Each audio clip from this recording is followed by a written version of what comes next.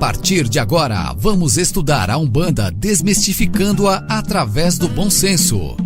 Programa Umbanda do Bem. Apresentação: Gero Maita.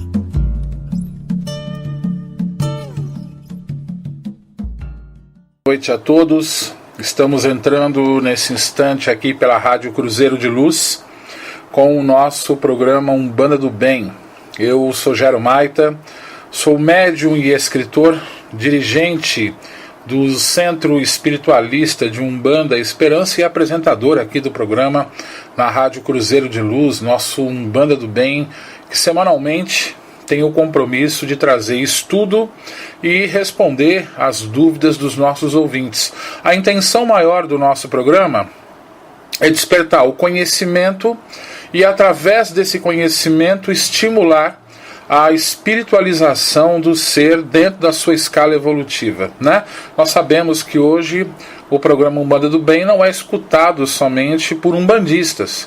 Nós temos irmãos de outras denominações religiosas que acompanham o nosso trabalho, o que me deixa muito feliz de saber que a nossa mensagem, se assim podemos dizer, ela está sendo bem aceita pelos nossos ouvintes. E por falar em ouvintes, sejam bem-vindos aqui à Rádio Cruzeiro de Luz nessa noite. Muito obrigado aos irmãos e irmãs que estão acompanhando o nosso trabalho aqui na Rádio Cruzeiro de Luz. Muito obrigado aos irmãos que chegam pela primeira vez aqui na nossa rádio, que estão sintonizando aí do seu aplicativo no celular, né, o TuneIn ou o Android, que se encontra aí disponível para você baixar na página da rádio. Muito obrigado a você que está no seu trabalho, que está na sua casa, que está com a sua família. Obrigado aos irmãos do Japão que estão sintonizados conosco. Eu gostaria aqui, inclusive, né, de fazer um agradecimento a todas as pessoas que estão sintonizando, né, com o nosso trabalho, que estão sintonizando aqui com a Rádio Cruzeiro de Luz. Nós temos um público que tem acessado a rádio aqui. Nós registramos aí no último dia um pessoal de Peixoto de Azevedo, Alto da Floresta e Sinop, lá de Mato Grosso, que está acompanhando o nosso trabalho. Um abraço aí para todos os nossos irmãos e irmãs do Mato Grosso que acompanham aí o nosso trabalho, em especial aqui a audiência que foi alta em Peixoto de Azevedo, Alta Floresta e Sinop. Quero mandar um abraço aqui para os meus irmãos do Rio de Janeiro, de Caraí, em Niterói, Neves, em São Gonçalo, onde foi fundado a tenda Espírita Nossa Senhora da Piedade, São Cristóvão e de Manguinhos também, lá do Rio de Janeiro, que estão acompanhando o trabalho do Umbanda do Bem, do Despertar da Consciência, da programação da Rádio Cruzeiro de Luz. Deixa eu mandar um abraço aqui também para Americana, Campinas, Valinhos, Jundiaí, Guarulhos, Santo André, São Bernardo, São Caetano, Mauá, Ribeirão Pires, Santos e Praia Grande, Guarujá. Muito obrigado a todo o povo que está acompanhando o nosso trabalho, que estão mandando mensagens aqui, dando-nos os parabéns, felicitando-nos pelo nosso trabalho realizado aqui na Rádio Cruzeiro de Luz. Muito obrigado a todos vocês e um abraço especial para Nagoya, Osaka e Tóquio, os nossos irmãos do Japão que estão sintonizados conosco, e Edmond, divisa dos Estados Unidos com o Canadá, né, lá nos Estados Unidos da América, estão sintonizados aqui com o nosso programa. Em especial, quero mandar um abraço aqui para a Tia G, para o João Sapucaia, para o Eloy Augusto, para o Alexandre Ribeiro, o Derek Gonçalves, a galera aí do Centro Espiritualista do Grande Coração, lá de Pelotas, né, do Rio Grande do Sul. Mandar um abraço aqui para Lúcia e Toninho, Torre da Pedra, aqui de São Paulo. Eber Pérez Maciel, de Boca, acho que é Boca Raton, dos Estados Unidos da América, Pedro Mendonça Germeno e Helena Gavalda, lá de Barcelona, na Espanha, a Virgínia Germeno, aqui de São Paulo, o Rogério e Cláudia Rodrigues, também aqui de São Paulo. Eu quero fazer esse agradecimento aqui no início do nosso programa para todas as pessoas que estão mandando, né, mensagens para nós, para as pessoas que estão acompanhando o nosso trabalho e a todos os anônimos, né, que escutam o nosso trabalho, que estão apoiando a nossa causa. Muito obrigado a todos vocês por esse carinho que vocês estão tendo com a Rádio Cruzeiro de Luz. Como a gente sempre lembra aqui, a Rádio Cruzeiro de Luz não é uma rádio comercial, nós não temos nada contra quem assim proceda, é a nossa opção de trabalho somente. É uma rádio que pertence aqui ao Céu Esperança, ou Lar Esperança, como carinhosamente nós o chamamos, né, que está inclusive no cadastro da casa, né, aonde nós divulgamos o nosso trabalho junto com médiuns aqui da nossa casa. Então hoje a grade da programação está completa. Muito obrigado a todos que participaram ontem do Mensagens do Astral, né, de Ramatiz, onde eu e o Rodrigo, que é médium aqui da casa, apresentamos o programa. Muito obrigado pelas mensagens, muito obrigado pelo carinho de todos vocês, muito obrigado a Fátima Góes pelas mensagens de incentivo. Ou seja, são pessoas comuns, mas que são muito importantes para nós, que estão nos dando esse apoio, além das inúmeras pessoas que estão acompanhando a programação da Rádio Cruzeiro de Luz. Então, toda a programação aqui, ela é realizada por médiuns da Casa Céu Esperança, gente que estuda, gente que pesquisa e, acima de tudo, gente que está comprometida com a espiritualização, e nós estamos aí fazendo essa diferença. Então, muito obrigado a todos vocês e sejam bem-vindos ao nosso programa Umbanda do Bem dessa noite. Lembrando que os programas que são gravados estão disponibilizados na página da rádio no YouTube. Então você tem um aplicativo que você pode baixar no seu celular e você pode escutar pela página do YouTube todos os programas que já foram gravados e que são disponibilizados no site do Umbanda do Bem e também nas mídias sociais, aqui pelo Facebook, onde você pode estar curtindo a minha página pessoal, Gero Maita, a página do programa Umbanda do Bem, a página da Rádio Cruzeiro de Luz, aos links aí que eu estou disponibilizando para vocês. Participe aí desse projeto, curta o nosso trabalho, divulgue o nosso trabalho, para que essa mensagem, né, que traz a luz do conhecimento possa estar sendo divulgada cada vez mais aí, auxiliando as pessoas a se espiritualizar. Muito obrigado a todos vocês e que os sagrados orixás, que Jesus, né, que Deus, nosso Pai Criador, possa nos abençoar essa noite, possa abençoar toda a tarefa que nós temos aqui de apresentação do programa e que esse programa possa atingir os seus objetivos, alcançando os lares, as famílias, aos simpatizantes da Umbanda, mas acima de tudo, gente que quer aprender, gente que quer ser e fazer a diferença. Então, esse programa é dedicado para todos vocês. Bom, gente, na sequência de programas que nós estaremos apresentando para vocês aqui na Rádio Cruzeiro de Luz, Umbanda do Bem essa noite vai reapresentar com mais informações uma ideia, um breve estudo nessa primeira hora, falando sobre pedras e cristais na Umbanda. Qual é a sua origem, qual é a sua ligação com os orixás? Vamos citar aí alguns exemplos para você poder ter essas pedras e estar trabalhando elas na sua residência, deixando claro que logo vai vir a data de um curso de pedras e cristais, a princípio presencial, que eu estarei realizando, e logo logo teremos surpresas aí para um curso à distância, né, onde nós vamos estar ensinando um pouquinho mais a respeito, mais detalhadamente, da manipulação das pedras e dos cristais dentro da linha de Umbanda, tá ok? Bom, gente, nós separamos aqui esse material. Vamos começar primeiro falando pedra ou rocha, né? Essa é a pergunta que a maioria das pessoas fazem. Em geologia, né, rocha é um agregado sólido que ocorre naturalmente e é constituído por um ou mais minerais ou mineraloides. A camada externa sólida da Terra, por exemplo, conhecida por litosfera, é constituída por rochas. O estudo científico das rochas é chamado de petrologia, um ramo que pertence à geologia.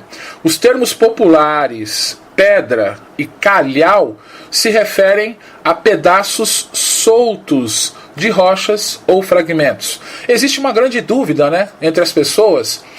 Mas isso aqui é uma pedra, isso aqui é uma rocha, e acabam criando uma condição ou um tipo de material diferente do que é a mesma coisa. Então, para quebrar esse paradigma, pedra e calhau também, que é um termo não tão popular, né, que ela é chamada, se refere aos pedaços soltos de rochas ou fragmentos que a gente compra nas lojinhas, que a gente compra em lojas do ramo especializadas nesse tipo de comércio, né?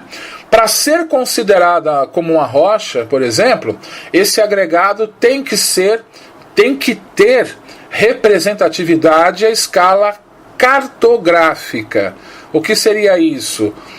Há uma escala de tamanho, de composição, de peso, né? E ocorrer repetidamente no espaço e no tempo. Ou seja, o fenômeno geológico que forma a rocha ser suficientemente importante na história geológica para se dizer que faz parte dinâmica da Terra. Quando a gente fala dos tipos de pedras, uma ametista, por exemplo, ela demora anos para se formar. Então ela está dentro dessa parte dinâmica da Terra. As pedras em si, elas têm esse seu histórico, né? Essa sua cartografia, essa escala, e aí por ela a gente tem a ideia do tempo, do período onde essa rocha foi formada, e nesses períodos são os ciclos aonde nós poderíamos associar as irradiações mais acentuadas de determinados orixás que estão naquele momento sendo manipulada pelos espíritos da criação e que compõem os tipos de pedras que nós, dentro de uma ritualística umbandista, agregamos a esse ou aquele orixá. Na realidade, isso se dá nesses períodos, com essa exemplificação que nós damos, a classificação de praticamente todos os elementos da natureza que são ligados aos orixás, né? As rochas, elas podem ser classificadas de acordo com a sua composição química também, ou sua forma estrutural, a sua textura, né? Sendo mais comum classificá-las de acordo com os processos de sua formação. Pelas suas origens ou maneiras como foram formadas, as rochas são classificadas da seguinte forma, né? Como ígneas, sedimentares, metamórficas e ainda magmáticas, formadas pelo magma da Terra. Bom, as rochas magmáticas, né, formadas pelo magma da Terra, as sedimentares pela deposição de sedimentos, né, e posterior compressão destes. Então você encontra aí algumas rochas que têm pedaços de outras rochas no meio, são rochas sedimentares. As rochas metamórficas, por qualquer uma das primeiras categorias que nós falamos aqui, e posteriormente modificadas pelos efeitos de temperatura e de pressão, a gente vê na própria composição da rocha que ela é mais compacta, né? A pressão de formação da mesma ela é mais intensa. Em algumas você vê que o fator predominante foi a pressão, a temperatura alta que fundiu aquele elemento, né? Nos casos onde o material orgânico ele deixa uma impressão na rocha, o resultado é conhecido como fóssil e também é uma rocha metamórfica. Então, são os fósseis que hoje são proibidos de serem comercializados, até para preservação da história do nosso planeta em si. Bom, nós falamos aqui agora, com um pouco mais de detalhes para vocês, o que é uma rocha ígnea ou magmática que nós falamos. Para começar, nós damos um exemplo aqui. O granito, que é um exemplo de rocha ígnea. São rochas que são resultados da solidificação e consolidação do magma ou lava, né, que dá o nome de rochas magmáticas, também conhecida como rochas ígneas, que são formadas no fogo. O magma é um material pastoso que há bilhões de anos deu origem às primeiras rochas do nosso planeta e ainda existe no interior da Terra. São as rochas formadas a partir do resfriamento do magma.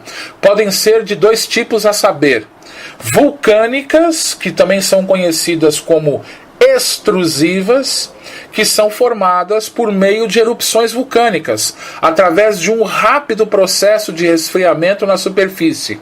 Alguns exemplos dessas rochas, por exemplo, é o basalto, é a pedra pómez, cujo resfriamento se dá na água dessas pedras.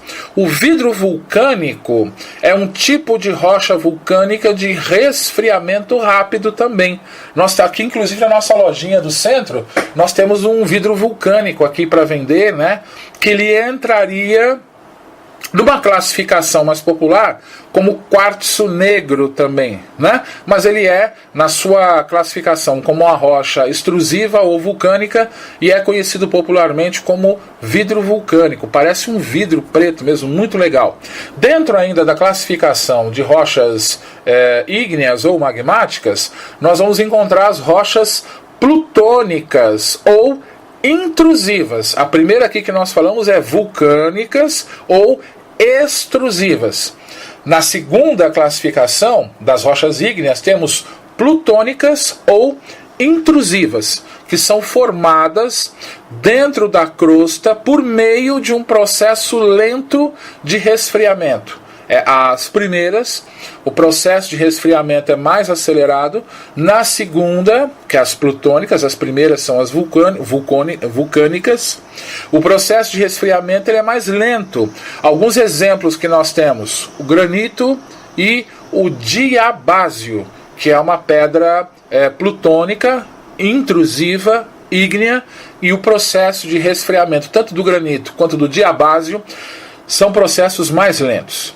Na segunda classificação para estudo, nós temos as rochas sedimentares. As rochas sedimentares fazem parte de 80% da superfície dos continentes. São as rochas formadas através do acúmulo de detritos, que pode ser orgânico ou gerado por outras rochas. Aí nós temos aí 3 classificações de rochas sedimentares a se conhecer. Detríticas, que são as rochas formadas a partir de detritos de outras rochas. Alguns exemplos que nós temos bem conhecidos aí, né? O arenito, o argilito, o varvito e o folhelho. O folhelho, ele dá origem a uma das primeiras formações da mica, que nós vamos falar dela aqui depois. Então veja, dentro dessa classificação de rochas sedimentares, nós temos as detríticas, né, que são as formadas de detritos de outras rochas, né?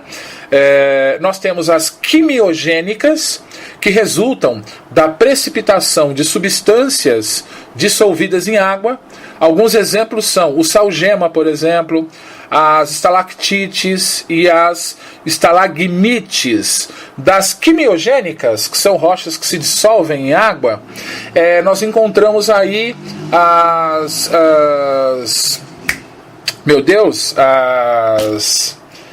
as pedras que são ligadas a Oxalá, né? Conhecidas como selenita. Existem vários tipos de selenitas, né? Você tem a rosa do deserto, para quem não sabe, que é uma qualidade da selenita. Você tem a selenita laranja, a selenita amarela, a selenita branca, e você tem a selenita azul, que são rochas quimiogênicas. A química da região onde elas estão dão esse colorido e essa formação dessas pedras que tem a selenita, inclusive, uma das pedras que não precisa você fazer uma limpeza energética nela. Basta deixá-la no sol, aplicar o reiki na pedra, benzê-la, né? Que ela já se energiza automaticamente e também é uma pedra que limpa energeticamente as outras pedras, tá? Temos a terceira classificação aqui, que são as biogênicas. São rochas formadas por restos de seres vivos. Alguns exemplos, né, é o calcário conquífero, que é formado, né? Para quem não sabe, o calcário conquífero é formado através dos resíduos de conchas de animais marinhos. Ele possui o mineral calcite, que é conhecido como abalone também. O abalone, ele é um calcário conquífero, né? E nós temos ainda o carvão, formado a partir do resíduo dos vegetais. Aquele carvão vegetal é uma rocha sedimentar, né? Para quem não sabe, e a sua classificação química é a biogênica, ou seja, formado de restos de seres vivos. Nós temos aí as rochas metamórficas. O quartzo, ele é um exemplo de rocha metamórfica, né? O quartzo rosa, quartzo verde, quartzo fumê, quartzo amarelo, por exemplo, quartzo azul e por aí afora vai. O que é um quartzo? São as rochas formadas através da deformação de outras rochas, como magmáticas, sedimentares e até mesmo, né, metamórficas, devido às alterações, né, de condições ambientais, como a temperatura e a pressão, ou ambas simultaneamente. Alguns exemplos são o gneiss, que é formado a partir do granito, a ardósia, que é formada a partir do xisto, o mármore, formado a partir do calcário, e o quartzito, né, formado a partir do arenito. As rochas que são mais antigas, né, que são as magmáticas, seguidas pelas metamórficas, elas datam as eras pré-cambriana e paleozoica. Já as rochas sedimentares são uma formação mais recente, né? Datam das eras paleozoica, mesozoica e cenozoica. Essas rochas formam um verdadeiro capeamento, né? Ou seja, encobrem as rochas magmáticas e as metamórficas quando não estão, né, afloradas na superfície da Terra. Por isso você vê aí algumas pedras que você compra, que você vê que não tem aquela casca de outra rocha envolvendo ela, o que forma uma drusa. São rochas que são extraídas, são tiradas os cristais, as pedras, sem trazer essa cobertura, porque estão mais profundas dentro da Terra, enquanto as que estão mais próximas, né, elas já trazem essa cobertura ou esse revestimento que nós encontramos em algumas pedras, tá? Bom, dando sequência aqui ao nosso estudo, você que está sintonizando com a gente aqui pela primeira vez, seja bem-vindo aqui à Rádio Cruzeiro de Luz. Eu sou Gero Maito e nós estamos aqui com o programa Umbanda do Bem, nessa quarta-feira, falando sobre pedras e cristais na Umbanda, né?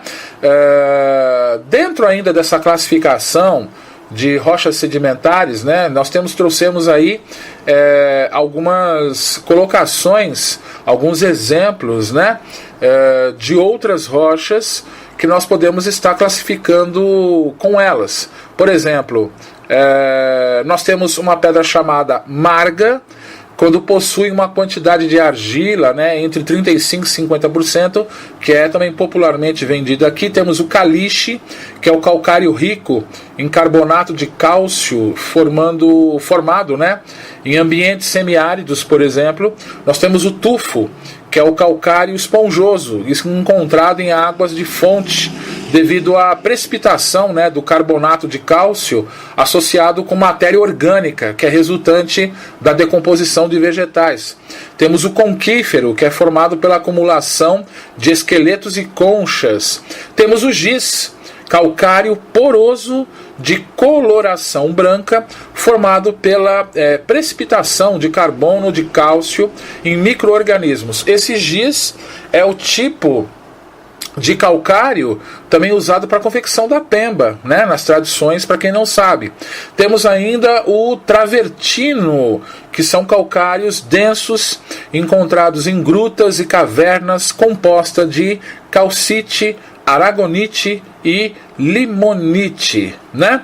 Quando nós temos ainda aqui a dolomita, que é um mineral de carbonato de cálcio e magnésio, e temos aqui ainda nas rochas sedimentares o recifal, que é um calcário de edificação que resulta da fixação de carbonato de cálcio por seres vivos, nomeadamente os corais que a gente conhece por aí. A dolomita, né, para a gente ter uma curiosidade a respeito dela, ou conhecida também como dolomite, assim denominada em homenagem ao geólogo francês, né, Deobat de Delominé, que foi o descobridor dessa pedra. É um mineral de carbono de cálcio e magnésio, muito abundante na natureza na forma de rochas dolomíticas, utilizado como fonte de magnésio, sobretudo para a fabricação de materiais refratários. Na dolomita existe uma solução sólida, né, entre magnésio e ferro. Ela é muito confundida com a hematita, sendo o extremo denominado, né, cederite, e o extremo em magnésio denominado magnesite. Algumas curiosidades, eu sei que os termos são complicados, mas você pode ouvir o programa de novo, que ele fica gravado aqui na Rádio Cruzeiro de Luz, e novamente tirar as suas dúvidas, né? Bom, a cor dela é uma cor cinza e com rastas brancas que a gente encontra essa pedra, de brilho vítreo, né? Ela parece uma pedra de vidro, assim, bem brilhosa mesmo, e ela é acinzentada com alguns traços brancos, né? A dolomita, ela constitui um grande enigma geológico, né? Não se sabendo ainda muito sobre a sua gênese. São propostos, né, modelos hidrotermais com fluidos vindos de grandes profundidades, através das famosas falhas geológicas, também muito profundas. Temos modelos de origem a partir da interação microbial em ambientes hipersalinos, por exemplo, próximo ao mar, né, as regiões marítimas, e modelos de misturas de água doce e salgada, entre inúmeros outros. Dentro dessa classificação, nós encontramos os vários tipos de dolomita, que é em grande quantidade, a gente encontra isso no mercado para ser vendido, né? As rochas metamórficas, a gente tem o mármore, né, que é uma rocha metamórfica originada do calcário exposto a altas temperaturas e pressão. Por esse motivo, as maiores jazidas de mármore são encontradas em regiões de rocha matriz calcária e atividade vulcânica, né? Olha que interessante isso. A ardósia, que é uma pedra de Exu também, né? A ardósia, ela é uma rocha metamórfica de grão fino e homogêneo, composta por argila ou cinzas vulcânicas que foram metamorfizadas em camadas. Para você ter uma ideia, o estado de Minas Gerais corresponde por 95% da produção de ardósia no Brasil, né? E temos o quartzo, que é uma rocha metamórfica também, o quartzito, né, que é uma rocha metamórfica cujo componente principal é o quartzo, que leva aí mais ou menos mais de 75%, né, na sua ordem de grandeza, e é um quartzo que pode ter como protótipo, né, arenitos quartzosos, né, porém de origem mais comum, tufos e riolitos silicosos, né, que compõem a sua formação. Nós temos ainda os bolsões ou veios de quartzo, que normalmente são produtos de segregação metamórfica, e são muitas vezes retrabalhados, né, por cataclasse e metamorfismo, dando origem a quartzos semelhantes aos de origem sedimentar. Nós estamos intensificando esse estudo dessa noite para valorizar todo esse conhecimento, toda essa informação para vocês, e associarmos essa energia das pedras à força dos guias que nós já conhecemos e trabalhamos dentro da Umbanda. Por último, nós temos as ígneas, né? O granito, por exemplo. O granito é uma rocha ígnea de grão fino, médio ou grosseiro ainda, composta essencialmente por quartzo e feldespato, tendo como minerais característicos frequentes, né, moscovite, biotite ou anfibolas. O basalto, por exemplo, é uma rocha ígnea eruptiva, de granulação fina, que é muito comum da gente estar encontrando à venda nas lojas do ramo, né? O basalto ele é produzido principalmente nas erupções, né, que ocorrem nas dorsais meso-oceânicas, que são o foco de expansão do assoalho oceânico e dão origem à chamada tectônica de placas. Assim, a maior parte do embasamento oceânico é constituído de basalto, que são aquelas placas que, quando se movem, geram os terremotos em alto mar e que muitas vezes ocasionam a formação das tsunamis. Essas placas tectônicas, né, como são chamados, é basalto, para quem não sabe. É uma qualidade de basalto dorsal meso-oceânico, que são formadas dentro do mar e que tem uma qualidade, esse basalto formado dentro do mar, na radiação de Iemanjá, por exemplo, mas é uma pedra muito usada para os guardiões de Iemanjá. Os guardiões do mar se utilizam da energia dessa pedra, que pode ser evocada numa sala de apometria, por exemplo, dentro da sua função mineral, ou mesmo evocada através de uma oração, para que possa ser trabalhada a sua essência dos espíritos preparados e responsáveis para a sua função, que é sustentação, que é limpeza, né, que é alicerce espiritual, fortalecimento para um trabalho, por exemplo, né? Bom, nós temos ainda o basalto em enormes derrames, né, que formaram grandes platos continentais, como por exemplo na bacia do Paraná, no sul do Brasil, no norte da Sibéria, no Planalto do Deccan e na Índia. E em menor volume, né, embora mais evidentes, em erupções vulcânicas, como em algumas das ilhas do arquipélago do Havaí, por exemplo. A cidade de Nova Prata é a capital nacional do basalto no Brasil, né? Então, dentro dessa visão do basalto, né, dos platôs que nós vemos, nós temos aí uma qualidade que é obsidiana, que é o famoso vidro vulcânico. A obsidiana é um dos vidros vulcânicos que existem, formado de magma solidificado rapidamente, por exemplo, arrefecido sobre a água. Ela consiste, a obsidiana, de 70% ou mais de sílica. E a obsidiana não é um mineral verdadeiro por não ser cristalino. E além disso, é um similar na composição ao granito e riolito, classificado às vezes como um mineraloide, né? As cores da obsidiana, elas variam dependendo da presença das impurezas. Ferro e magnésio tipicamente dão à obsidiana uma cor verde, escura e preta. A inclusão de pequenos cristais brancos aglomerados, radicais, né, de cristobalita, produzem um padrão manchado, né, ou de floco de neve, como ela é muito conhecida, a obsidiana floco de neve. O floco, o que parece a neve aí, é cristobalita, é um tipo de pedra, né, que pode conter bolhas de ar restantes do fluxo de lava, alinhados ao longo de camadas criadas com a rocha derretida como estava fluindo, antes de ser refrigerada. Essas bolhas podem produzir efeitos interessantes, tais como um reflexo dourado ou de um arco-íris, que você vê muito dentro dessas pedras. As pepitas pequenas de obsidiana, que naturalmente foram arredondadas e alisadas pelo vento e pela água, são chamadas de lágrimas de Apache, né? É uma curiosidade dessas pedras que nós trouxemos aqui para vocês. Bom, a qualidade mais comum da obsidiana é conhecida como floco de neve aqui no Brasil, né? Existem 16 qualidades de obsidiana, e como também de ágata, existe uma infinidade delas.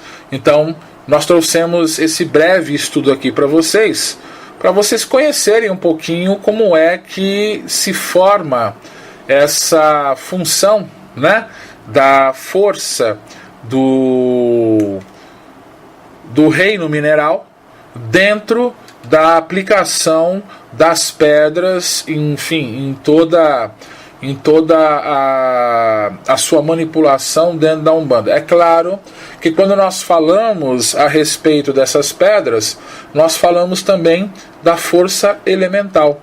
Então nós temos aqui inclusive uma curiosidade de Ramatiz, que ele diz assim, como devemos considerar a existência de seres que, segundo afirmam alguns espiritualistas, formam uma espécie criada com o fim exclusivo de cuidar dos elementos da natureza. Ele está falando dos elementais. Ramatiz ele responde, a lei de toda a criação é evolução. Deus é o princípio e o fim de tudo. Por que então alguns dos seres criados por ele estariam condenados a não participar da marcha evolutiva que possibilita a seus filhos alcançarem os esplendores da angelitude? Como poderia a lei que estabelece a ascensão mediante o desenvolvimento gradativo confinar determinados seres em inconsciência estacionária, impedindo sua evolução para uma forma de vida mais aprimorada? O conjunto de leis que rege a vida estabelece que ela se inicie nas formações primárias de condensação da energia e siga uma sequência de ordem absoluta nos ensinamentos dos processos, e que a matéria é submetida para formar os organismos vivos. A lei que regula a evolução da centelha de vida é uma só. Essa uniformidade no desdobramento do processo evolutivo que preside toda a criação demonstra a grandeza do amor divino. Esse amor é uma irradiação superior que atrai a si irresistivelmente tanto a molécula em formação como o espírito do arcanjo celestial. A luz é uma só e produz efeitos semelhantes em todos os aspectos da vida da criação. É interessante que ainda nós recomendamos aqui a leitura, do livro Libertação, de André Luiz, na página 60, que nos traz também uma visão sobre o reino dos elementais. Esse livro de Ramatiz, que nós lemos uma pergunta aqui para você, você pode encontrar essa explanação, sobre os elementais que ele faz e que também compõem, o reino das pedras, no livro Mensagens do Grande Coração, que foi psicografado por América Paoliello Marques, no capítulo Os Elementais ou Espíritos da Natureza, ditado por Ramatiz, distribuído pela Editora do Conhecimento. Então nós temos essa qualidade de elementais, os silfos e sílfides, ondinas e ninfas, salamandras, gnomos e duendes, avissais e por aí afora vai, que também tem uma referência de estudo no livro Aruanda, psicografado pelo médium Robson Pinheiro, da editora Casa dos Espíritos, e ditado pelo espírito de Ângelo Inácio.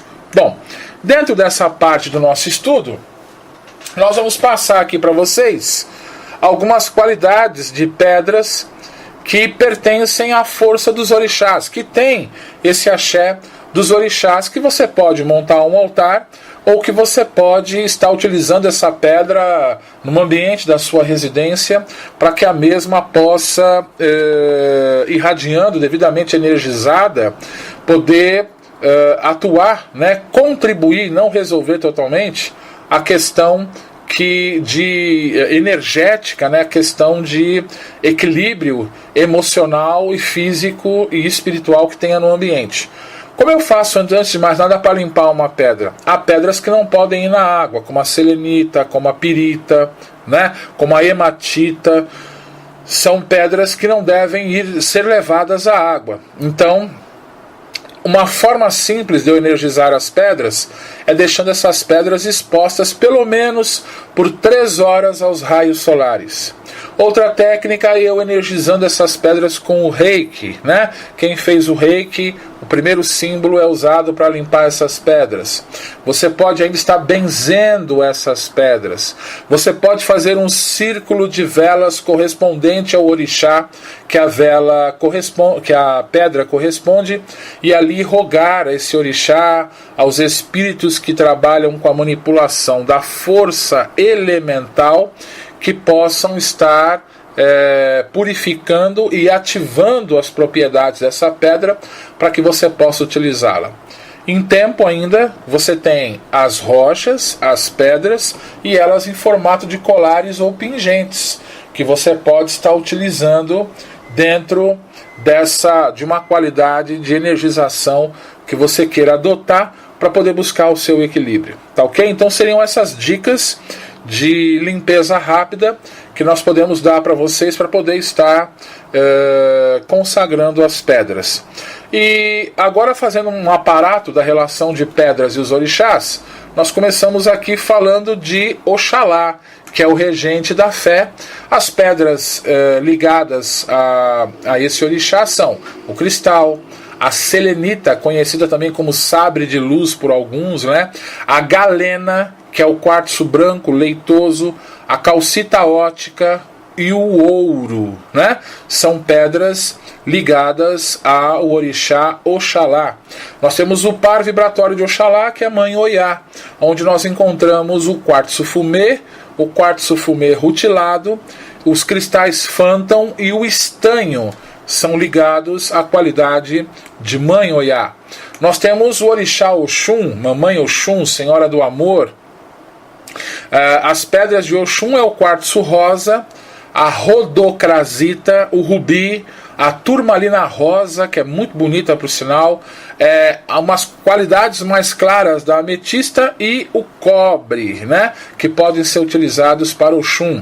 Nós temos o par vibratório de Oxum, que é Paioxumaré, que as pedras indicadas para esse orixá seriam o topázio, a fluorita, a fluorita, aquela que é multicolorida, né?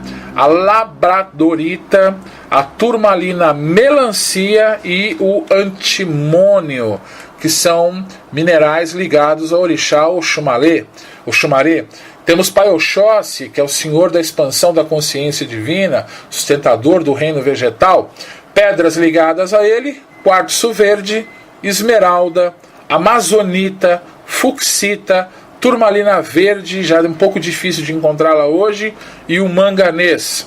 Temos o par vibratório de Oxóssi, que é mãe Obá, que as pedras são a rosa do deserto, que é uma qualidade da selenita, madeira petrificada, que também é cara hoje para comprar, mas ainda você encontra nas lojas, e a hematita, que pertence a Obá também.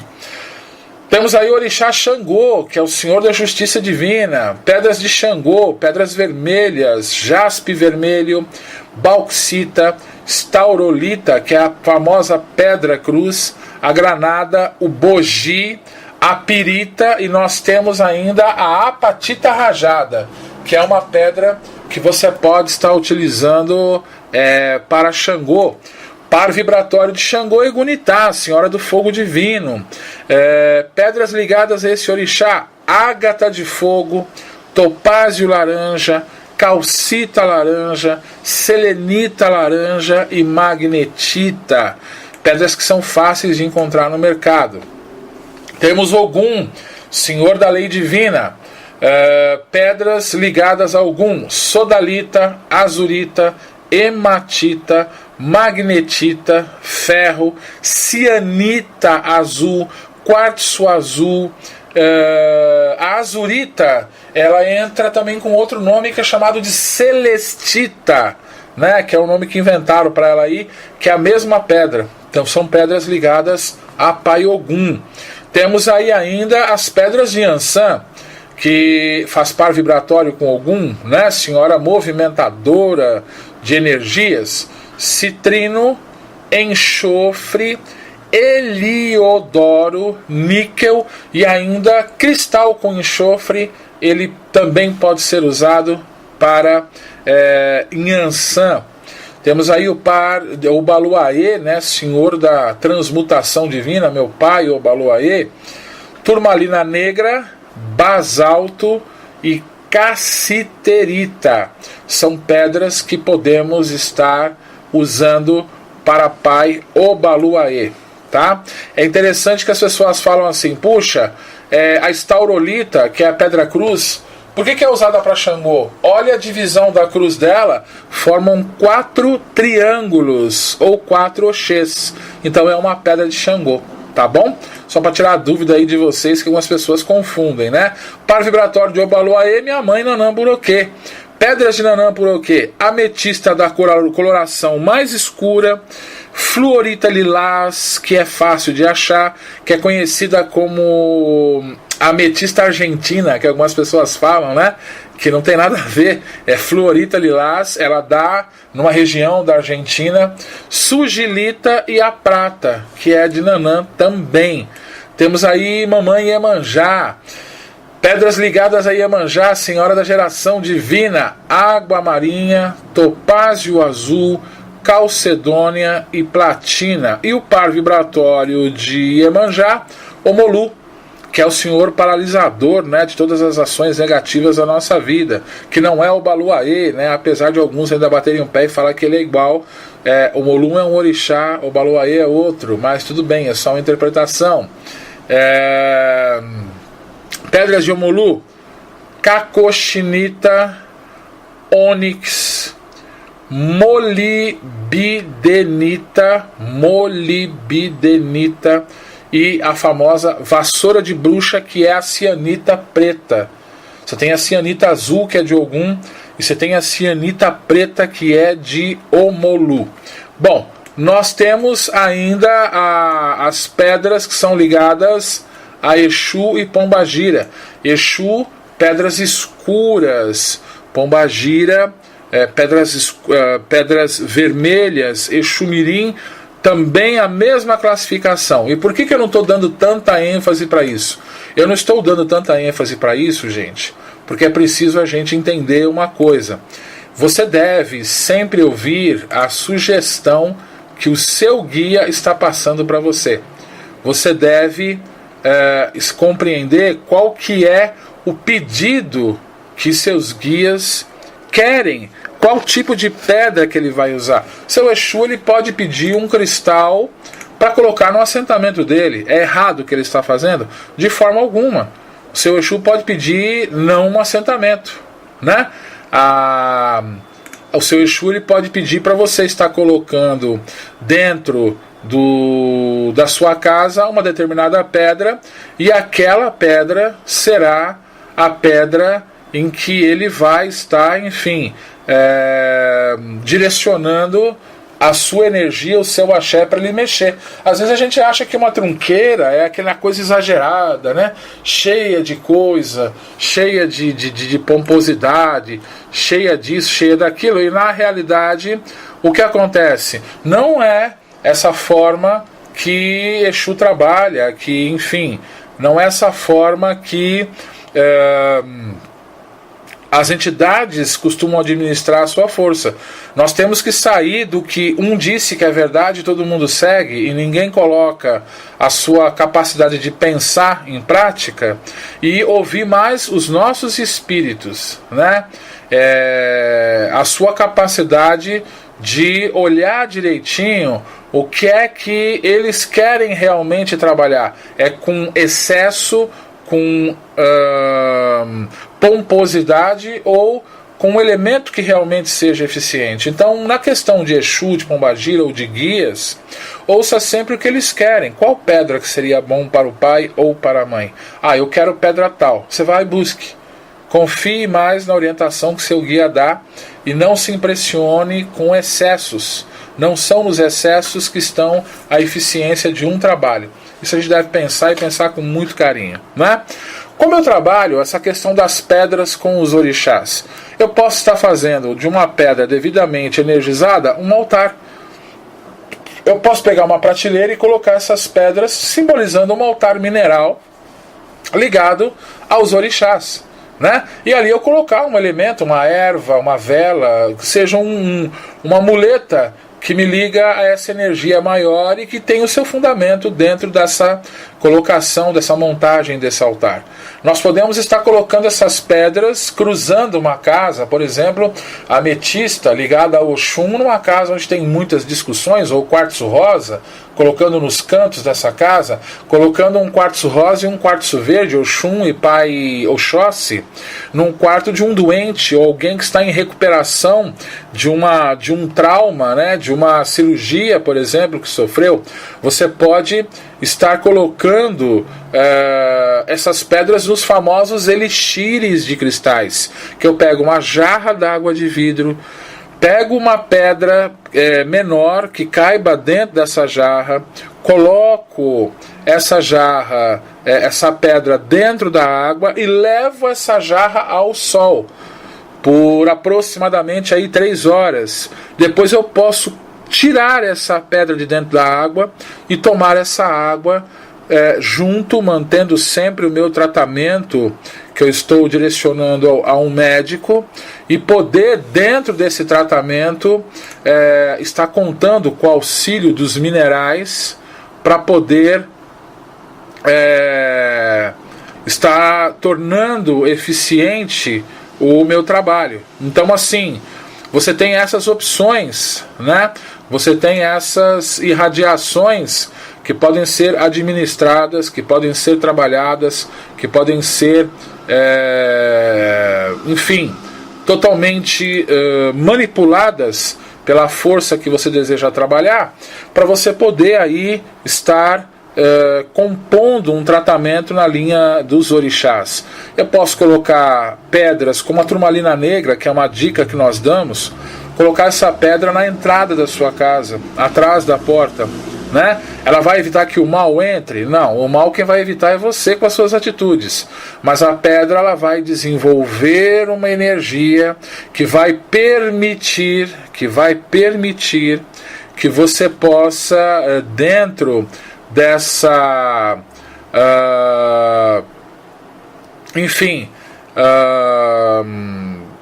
a pessoa, quando entra, ela cria um campo energético que faça uma limpeza, que faça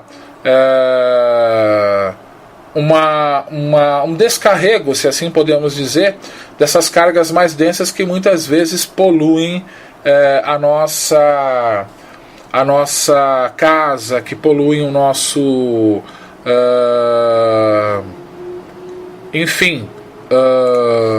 o nosso campo psíquico, né?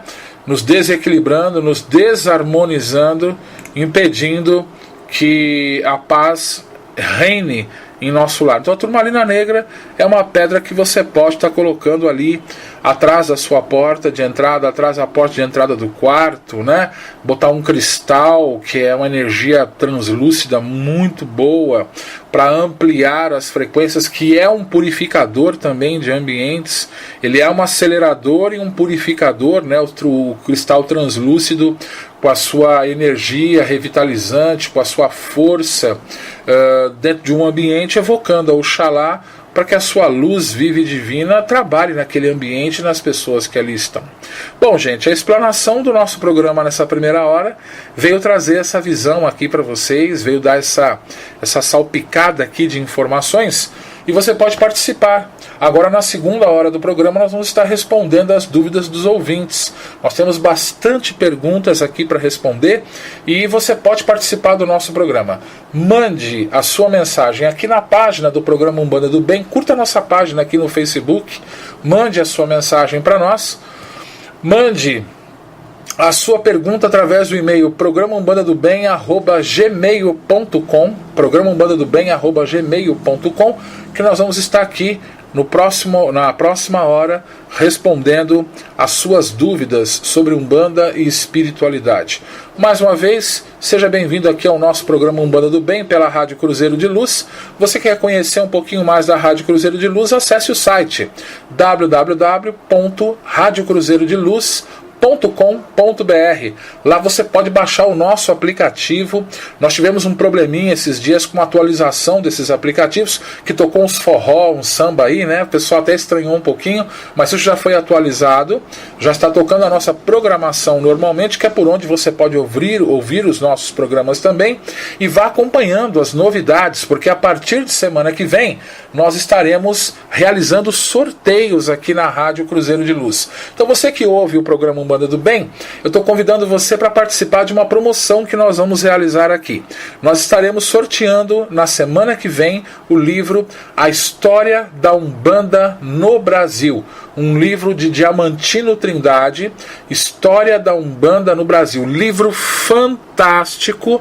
Nós vamos sortear o volume 1 e o volume 2, que é um lançamento da Editora do Conhecimento, e você pode participar desse sorteio. É bem simples, basta curtir ou a página da Rádio Cruzeiro de Luz aqui no Facebook, ou a página do programa Umbanda do Bem.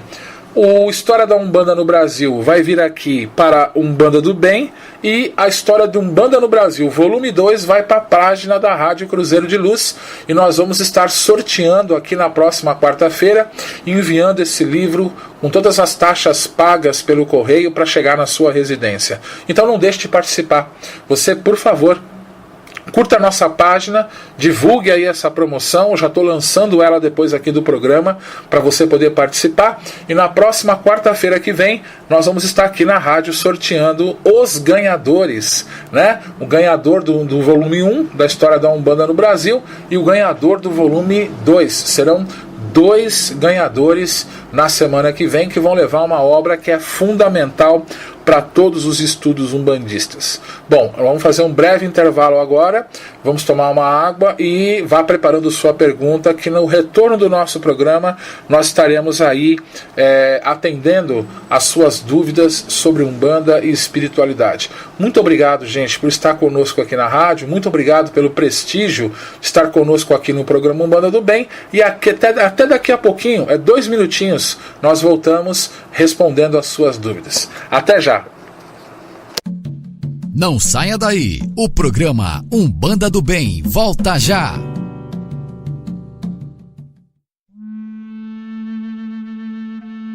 Todas as sextas-feiras, às 20 horas, programa Evangelho Redivivo, apresentado pelo grupo de médiuns da Casa Céu Esperança, um programa que estuda de forma descontraída as obras de Allan Kardec sem rótulo religioso.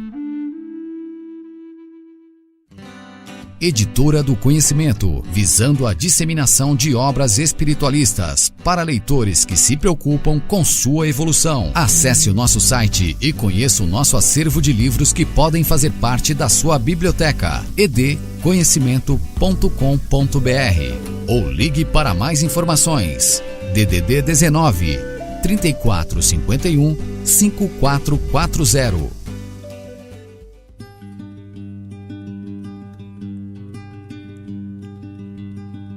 Todas as segundas-feiras, às 20 horas, programa Despertar da Consciência. Apresentação, Gero Maita. Um programa que aborda a espiritualização nos tempos atuais.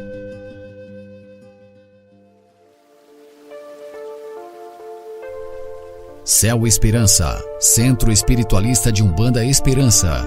Desenvolve estudo, bom senso e caridade. Acesse o nosso site e fique por dentro de nossas atividades. céuesperanca.com.br. Editora do Conhecimento, visando a disseminação de obras espiritualistas para leitores que se preocupam com sua evolução. Acesse o nosso site e conheça o nosso acervo de livros que podem fazer parte da sua biblioteca, edconhecimento.com.br, ou ligue para mais informações. DDD 19 3451 5440. Todas as terças-feiras você ouve às 20 horas, programa Mensagens do Astral. Apresentação, Rodrigo Souza e Gero Maita. Um programa que auxilia a entender as obras de Ramatiz.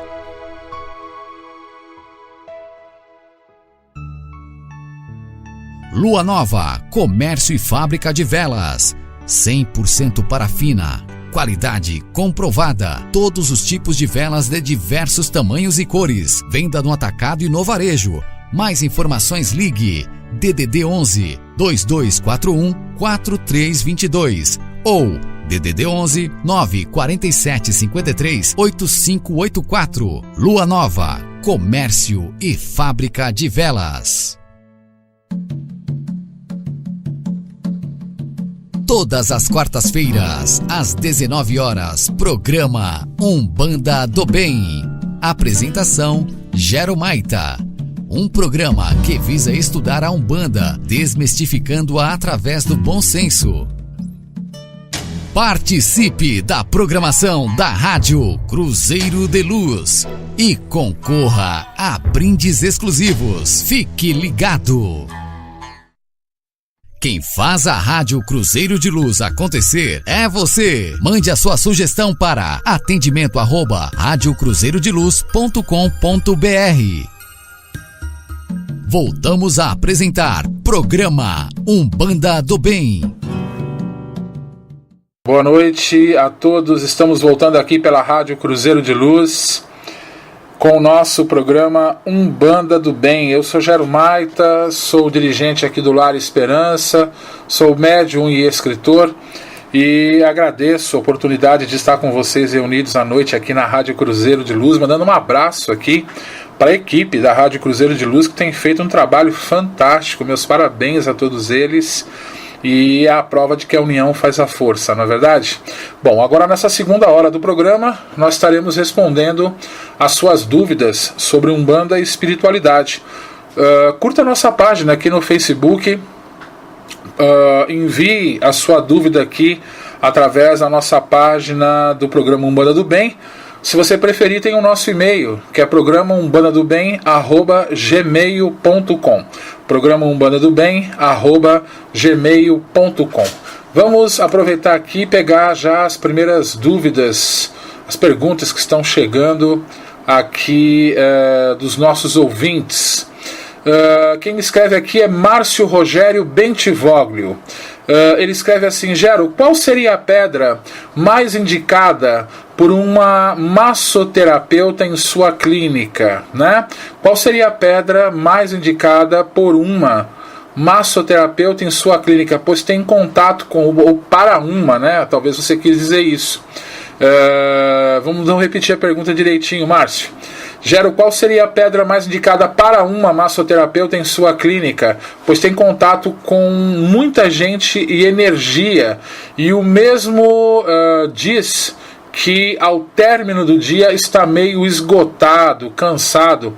Parabéns pela rádio e obrigado. Obrigado a você, Márcio, pelo seu carinho e pelo acompanhamento aqui do nosso programa Umbanda do Bem na Rádio Cruzeiro de Luz. Bom, nesse caso, como o massoterapeuta, assim como um dentista, como um advogado, ou qualquer pessoa que tenha muito contato com outras pessoas, ele tem a tendência de ter um pouco de roubo de energia, né? Ele tem a tendência de ter algumas pessoas que acabam levando um pouco a sua energia, o que é bem normal. Nós indicamos para um consultório ou um escritório, né, de massoterapeutas que possa ser colocado uma pedra de quartzo rosa ou quartzo verde, né, ou as duas juntas, que trabalhariam, antes de mais nada, o equilíbrio energético e emocional desse ambiente, além de nós podermos indicar na entrada desse ambiente, como falamos no bloco anterior, a colocação de uma turmalina negra, que é muito indicada para absorver essas cargas mais densas que chegam no mesmo. Então fica aí essa nossa dica para você estar associando, né, essas pedras ao tratamento, levando energia de Mamãe Oxum, de Pai Oxóssi e do Senhor Obaluaê. Tá ok, Márcio? Muito obrigado pela sua participação.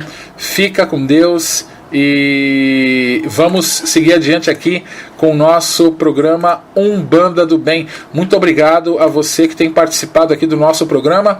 Deixa eu falar aqui com o Rafael Jorge. Uma ótima noite, irmão Gero, e a todos os irmãos que estejam nessa sintonia de aprendizado e conhecimento. Gostaria de saber se nós, umbandistas, podemos em um mesmo altar firmar entidades de esquerda e de direita, ou termos que ter um somente para a linha de esquerda. Muito grato, que os orixás os abençoem sempre. Excelente noite a todos. Rafael, muito boa a sua pergunta, muito obrigado por estar enviando a sua mensagem. Poderíamos firmar, porque nós não temos nenhum preconceito com os Exus dentro do trabalho e da irradiação que os mesmos realizam. Nós não vemos nenhuma objeção e conhecemos, inclusive, casas em que a trunqueira é embaixo do altar, né? Que tem a polaridade da trunqueira embaixo do altar, onde o mesmo é montado. Mas cabe a nós fazermos uma observação com o tipo de energia que é trabalhado por essas entidades nos campos e nos elementos que estão assentados num altar de direita e num altar de esquerda. Então, julgamos conveniente que esses altares sejam separados.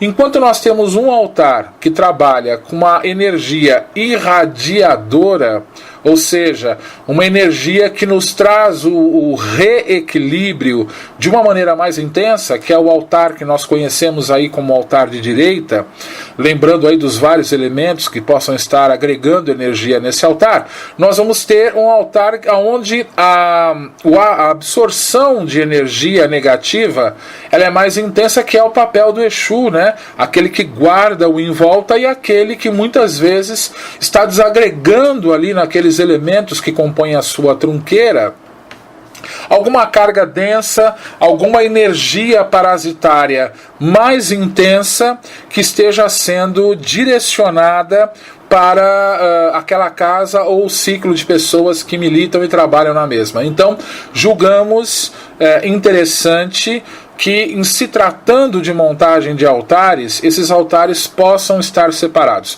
Lembrando que tamanho de altar não denota força desse ou daquele guia, ou desse ou daquele orixá. Achamos prudente ainda colocarmos uma terceira opção para a gente se pensar. O altar é um canalizador de energias, mas a nossa postura mental é muito mais importante. Como eu conduzo minha vida, qual a sintonia que eu estou com essas entidades. Como eu estou sintonizado com a nossa direita e como eu estou sintonizado com a nossa esquerda. Como eu estou sintonizado com os pretos velhos, com os caboclos, com os boiadeiros, com os baianos, com os herês. E como eu estou sintonizado com o Exu, Pombagira e Exu Mirim. Qual é a minha sintonia? Não basta somente nós transferirmos toda essa energia para um assentamento, né, para uma firmeza, e simplesmente esquecermos do compromisso que nós temos moralmente que assumir. Um bandista, ele não se faz somente de velas, ele não se faz somente de assentamentos, mas também, como todo ser, ele se faz de atitudes. Então é preciso que cada um tenha comprometimento com o seu lado moral também, para poder ter quando nós falamos a respeito de sintonia, não é somente o elemento que nos vai trazer a mesma, mas é a nossa atitude interior. Então fica essas três colocações que nós achamos prudentes para você, Rafael, para poder aí englobar o seu conhecimento. Muito obrigado por estar participando aqui do nosso programa, tá ok? Deixa eu falar aqui com a Sandra Vivian Vituriano. Sandra Vivian Vituriano. Boa noite, caro Gero Maita. Boa noite, Sandra. Que os orixás te iluminem sempre, que eles iluminem a nós, né? O que é mais importante. Gostaria, se possível, que você esclarecesse sobre seu Exu Lonan, pois quando pesquiso sobre ele, sempre o vejo associado ao seu Exu Tiriri. Poderiam ser a mesma entidade, ou seja, Exu Tiriri Lonan Quando pesquiso, ora encontro o seu Tiriri no comando da vibração de Ori e o seu Exu Lonan na vibração de Oxóssi. E às vezes ambos aparecem como um só. Desculpe meu texto extenso, agradeço desde já a Sandra Vivian, de Bairro de Santana, São Paulo. Primeiro, Sandra, não foi nenhum incômodo, né? Essa sua colocação a respeito dessa pergunta que você fez ser longa. Pelo contrário, a pergunta está excelente, realmente tem muita confusão, e dentro disso vamos ver o que nós podemos primeiramente trazer. Quando a gente fala a respeito de uma análise, né, sobre Exu, quando nós falamos a respeito de Exu Tiriri, nós temos ele mais voltado numa regência de Ogum, né? Nós não temos essa questão de associá-lo à vibração de Ori. Isso está errado? De forma alguma.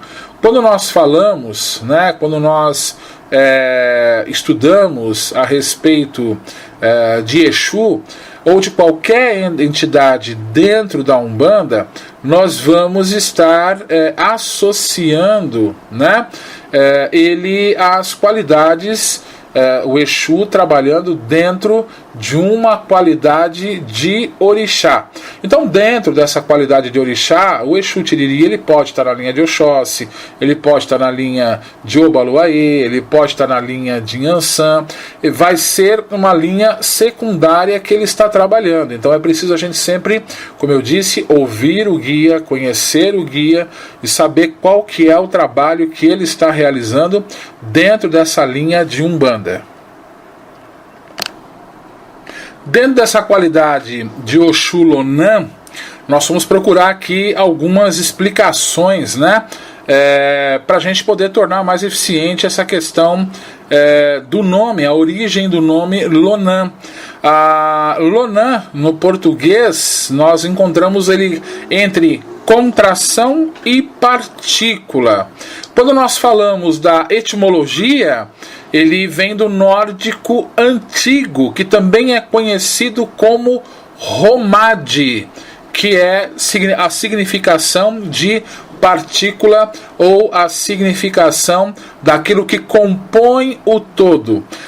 Olhando por esse lado e analisando algumas das culturas africanas, nós vamos encontrar o significado da palavra Lonan como um Exu que participa da criação.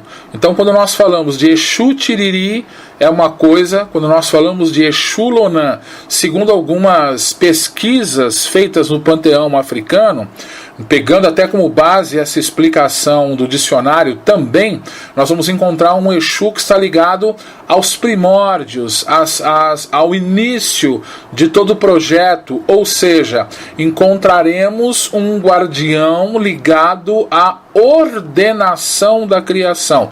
Então encontraremos também aí uma das qualidades de um guardião de Ogum. Tá ok, Sandra? Bom, essa é a pesquisa que nós fizemos. A referência está em Pierre Verger, a referência está no dicionário Aurélio, que foi aonde nós pesquisamos para poder trazer essa informação para você.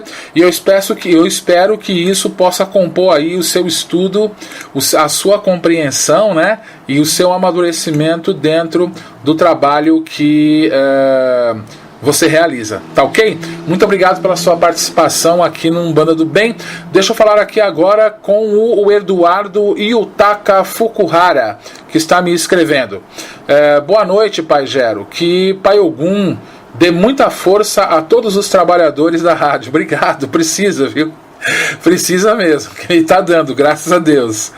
Quando estudamos os orixás, encontramos mais de uma cor representando um determinado orixá.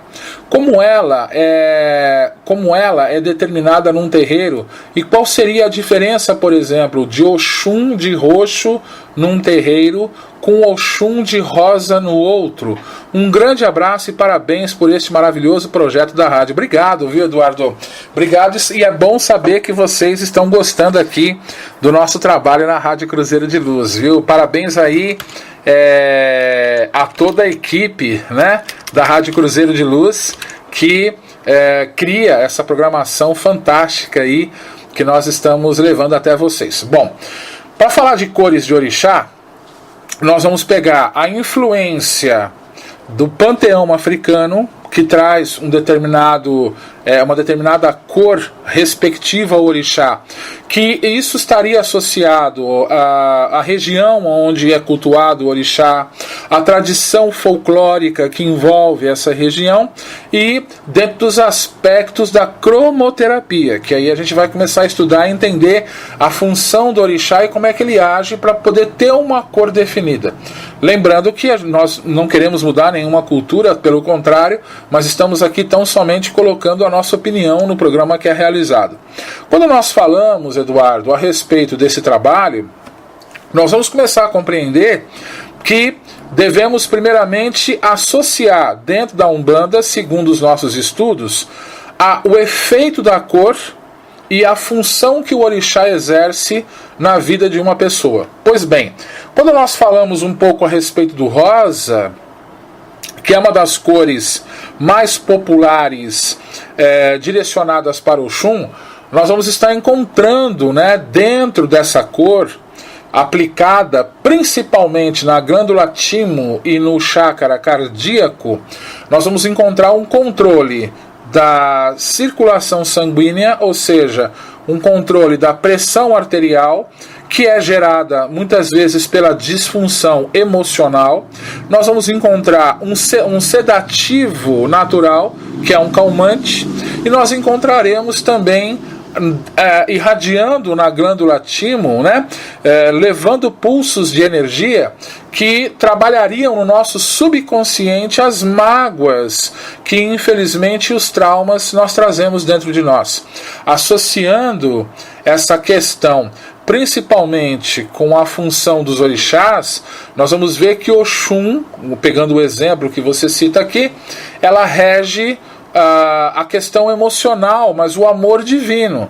O amor divino, ele nos ensina a superação, ele nos ensina o perdão, ele nos ensina o aprimoramento e nos dá fortalecimento para nós superarmos um obstáculo. Então, dessa mesma forma, quando nós associamos o trabalho de Oxum dentro dessa questão da cor rosa, nós encontramos uma associação mais objetiva. Agora vamos falar a associação do roxo, como a gente vê em algumas culturas associadas ao Oxum, até com um comparativo de uma pedra que nós falamos agora há pouco.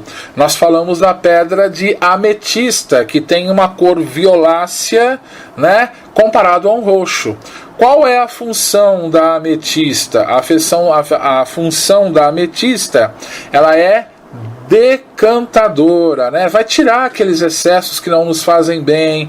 É uma pedra que é associada ao tratamento da dor, por exemplo, associado aos impactos fortes para não gerar nenhuma lesão corporal. Então é também direcionada para impactos emocionais que a gente venha a sofrer.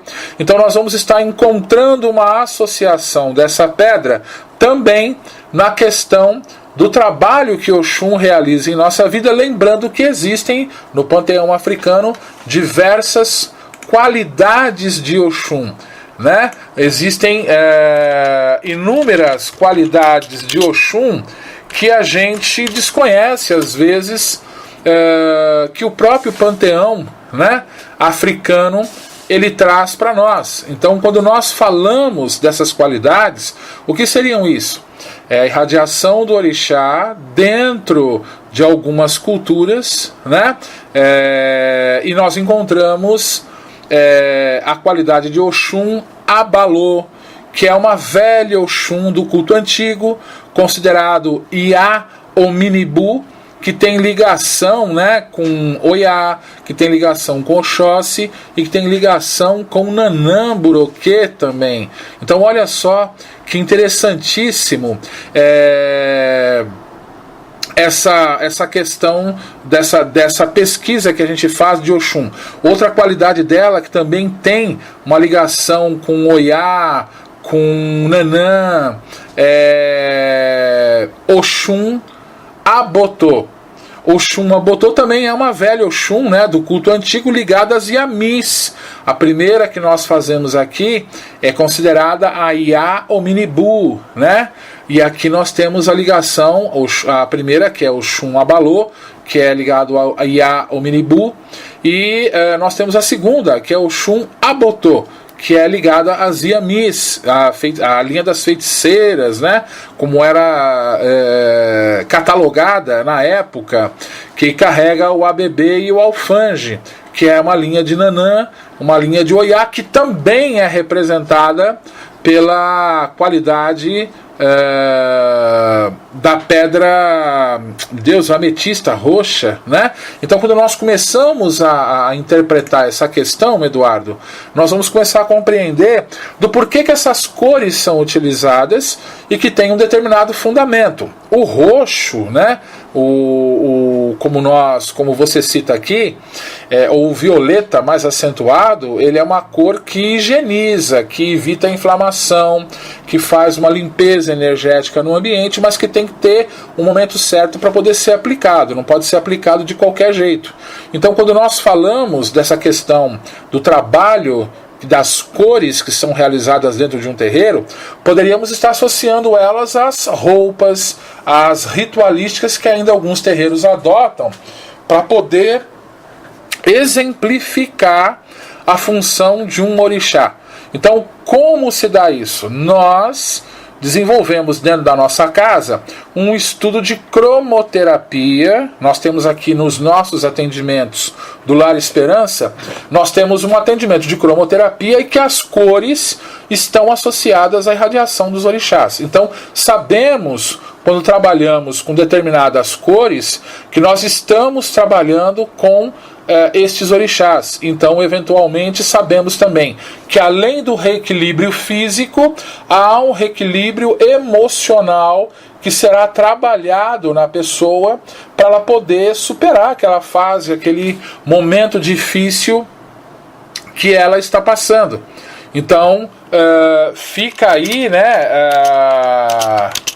essa dica para você poder compreender como é que dentro da nossa filosofia de estudo, dentro da nossa filosofia de atendimento do Lar Esperança, a associação das cores e aos orixás atuam dentro de uma questão física, espiritual e energética humana, né? Para a gente poder estar aplicando no tratamento do terreiro. Eu espero ter ajudado você, estou à sua disposição para qualquer outra dúvida e muito obrigado por estar aqui com a gente no programa Umbanda do Bem. Muito obrigado a você também que está sintonizado aqui com o nosso programa nessa noite. Muito obrigado. Por exemplo, muito obrigado por você estar mandando suas perguntas. Muito obrigado por estar prestigiando o trabalho da Rádio Cruzeiro de Luz. E seja bem-vindo aqui no Umbanda do Bem. Envie a sua dúvida para que nessa hora nós possamos estar respondendo a ela sobre Umbanda e espiritualidade. Muito obrigado, viu? Deixa eu falar agora aqui com o Ricardo Galvão, né? Bom, Gero, boa noite. Gostaria de saber a diferença no campo de atuação de um Pai Ogum 7 lanças para um Ogum 7 espadas. Muito obrigado. Bom, Ricardo, muito obrigado pela sua participação. Quando nós falamos de Ogum, falamos de ordenação, né? A ordenação divina. Quando falamos do número 7, falamos de irradiações que sempre se renovam, ou seja, nós falamos de uma atuação contínua, de algo que não muda na nossa vida, de algo que está constante aí sendo praticado e para o nosso equilíbrio e para a nossa harmonização.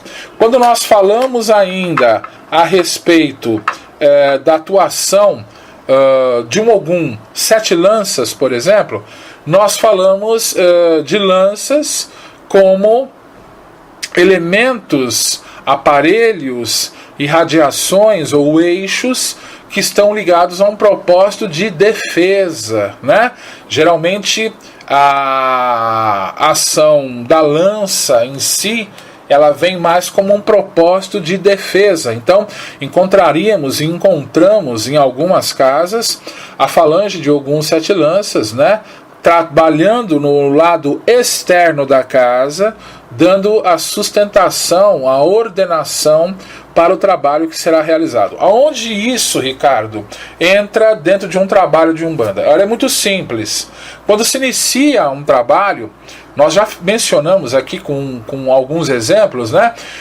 São várias mentes pensantes, são várias pessoas ligadas a um mesmo objetivo, são várias pessoas querendo se transformar, mas são pessoas ainda com defeitos, dos dois lados, tanto médiuns quanto a assistência. Essa ideia de que o médium é santificado, de que o dirigente é uma pessoa que não tem problema e tudo mais, mentira. Todo mundo tem o seu lado sombra e tem o seu lado máscara. Então cada um tem a sua deficiência, sim. E por ter essa deficiência está aberto aos ataques que os inimigos desse trabalho, que os inimigos desse propósito dessa casa queiram oferecer para evitar que haja êxito em toda aquela ação que ali será desenvolvida durante esse dia. Então, quando nós falamos a respeito da falange de Ogum 7 lanças, eles dão sustentação ao campo de contenção e proteção que está aberto em torno de um terreiro, impedindo que essas atuações negativas dos seres trevosos, que essas atuações negativas de envolvimento do pensamento da assistência e do pensamento dos trabalhadores também venha a ter ênfase e destruindo o propósito dessa casa. Quando nós falamos de Ogum 7 espadas, a espada é um elemento cortante. Então nós falamos de irradiações semelhantes ao formato de uma espada, que vem justamente fazer o quê? Nós falamos aqui de uma casa que está num processo de libertação espiritual. Nós falamos de uma casa que está num processo de desligamento de forças negativas que estão atuando contra determinada pessoa ou determinado grupo. Então, quando falamos da ação do Senhor Ogum 7 espadas, nós estamos falando da falange de Ogum que desliga cordões energéticos, daquela falange que desliga do nosso dupletério as emanações negativas que estejam emitindo para aquele grupo de pessoas. Nós estamos falando ainda das ações magistas ou magísticas, como queiram colocar, que estejam sendo direcionadas para uma casa, como demandas mentais, como afirmações verbais, como pensamento desequilibrado que venha atuar para impedir o crescimento das pessoas que ali se encontram. Então, quando falamos essa questão da ação olha, só ia falar de Exu, da ação da falange de Ogum 7 espadas, em todo o trabalho que se realiza essa ação, o que pode ser feito uma oração antes do trabalho, pedindo a ação dessa falange para que possa estar contribuindo, né, para o bom andamento do mesmo, eles vêm ali e realizam essa função de libertação. Nós vivenciamos uma experiência semelhante a essa, Ricardo, se você e os demais ouvintes me permitem dividir com vocês, em um dos tratamentos que nós realizamos aqui na nossa casa. Na nossa casa nós fizemos uma oração em determinado trabalho, sempre antes desse trabalho há um culto que nós realizamos, e nós efetivamente colocamos uma determinação para que fosse cortado, né, as emanações negativas, mentais, verbais, elementais, que estivessem agindo contra os nossos consulentes. E nós registramos, através da sensibilidade mediúnica, a falange de Ogum vindo com guerreiros de aspecto tanto romano quanto persa, segundo nossa sensibilidade registrou, e eles vinham com elementos brilhosos em suas mãos, que não sabemos dizer se era realmente uma espada, mas era muito semelhante a uma, e eles iam cortando os 4 campos das pessoas que estavam ali, e ao passarem essa irradiação luminosa pelas pessoas, víamos que caíam larvas, registrávamos que eram desligados cordões energéticos, e víamos aí a libertação que definitivamente estava acontecendo, né, na vida dessas pessoas. Então, fica aí uma experiência, fica aí uma dica, fica aí uma vivência que nós tivemos, e eu espero que essa questão possa estar auxiliando você aí na sua caminhada evolutiva, no seu aprendizado, e muito obrigado por escrever aqui no Umbanda do Bem, tá bom, meu irmão? Obrigado, Ricardo, Deus te abençoe aí na sua caminhada, muito obrigado por estar conosco aqui no Umbanda do Bem, muito obrigado a você também. Deixa eu ver aqui a Janice Souza, que está me escrevendo. Boa noite, Gero, que Pai Ogum nos abençoe esta noite. Pergunta: aqui no Rio Grande do Sul, no terreiro, se utiliza amarelo para Oxum e vermelho, verde, branco para Ogum. Inclusive são as cores que utilizam-se sempre em homenagens e tal. Quando aconselho as pessoas a utilizarem o citrino e oriento que pertence a Yansan, há uma resistência porque as pessoas não assimilam a cor a essa orixá, e sim ao Xum. Tenho essa dificuldade com as pedras, porque o pessoal não assimila justamente por conta das cores. Como trabalhar essa diferença? Com silêncio. É a primeira coisa que eu te indico, Janice. Não force ninguém a aceitar as suas opiniões. O importante é que você tenha essa convicção, que você tenha tido esse amadurecimento. Mudar uma cultura é algo muito difícil. É mais fácil a gente mudar a nós mesmos. E veja, eu sempre falo para algumas pessoas e repito para você: o que é que os orixás estão querendo lhe ensinar com você dentro desse terreiro? Não que o terreiro não preste, não que o terreiro não seja bom, pelo contrário, não é nossa intenção aqui de levantar alguma crítica, pelo contrário. Mas o que você pode aprender? Então, para quebrar uma tradição, é preciso que essa ideia nova venha lá de cima para alcançar quem está aqui embaixo. E isso ainda nos dias atuais, dentro de um religiosismo que a gente vive, movimentado pelo ego, movimentado pelas emoções, é algo dificílimo da gente ver. Então, o mais importante é: dê a sua dica, quem quiser pegar, pega, quem não quiser, no seu tempo desperta. Mas evite que isso fique criando uma certa diferença que venha gerar um problema maior aí, né, de repente nessa casa que você trabalhando, tá ok? A cor que eles querem colocar é essa, então deixa eles colocar, tá errado de forma alguma dentro das observações que nós fizemos aqui a respeito dos orixás. Então, adote aquilo que é bom para você. Aquele que achar que é prudente, que pesquise e que siga o seu exemplo. Aquele que não achar, ótimo da mesma maneira. Deixa ele quietinho no quadrado dele, que ele deve saber o que está fazendo. Não é verdade? Então fica a minha dica para você. Tá bom, Janice? Parabéns pela sua pergunta, parabéns aí por ter encontrado uma casa. Muito obrigado pela sua participação dessa noite. Deixa eu ver aqui...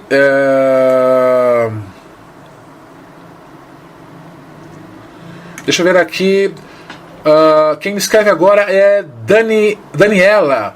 Boa noite, Pai Gero. Boa noite, Daniela. Minha pergunta desta noite é normal o médium receber uma mensagem misturando várias línguas na mesma psicografia?